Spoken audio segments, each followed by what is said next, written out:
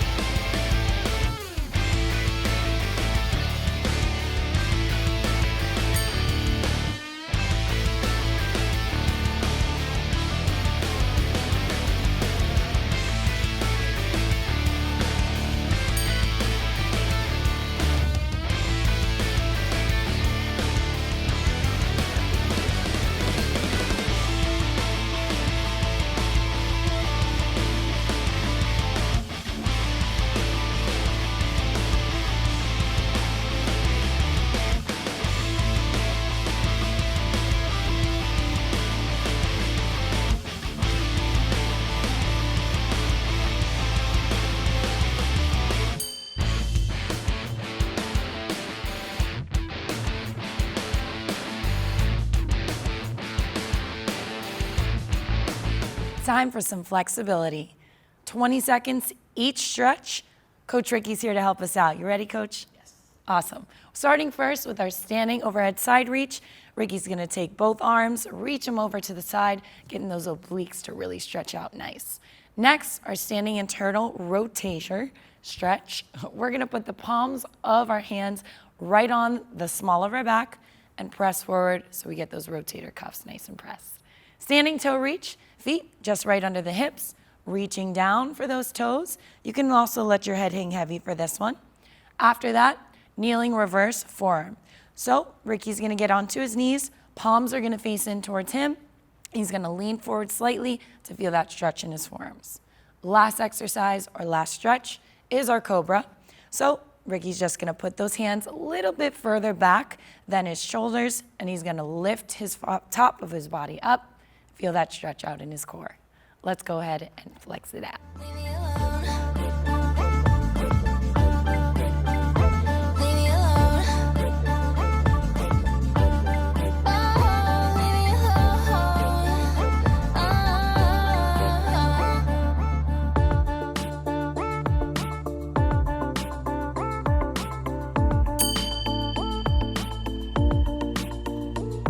I seem to spend more than I could lend, but my credit has my back. And my attitude always far from new, and I doubt I'll ever crack. 'Cause I'm done doing what everyone tells me. I gotta learn a thing or two on my own. And I'm done doing what everyone tells me. So if you love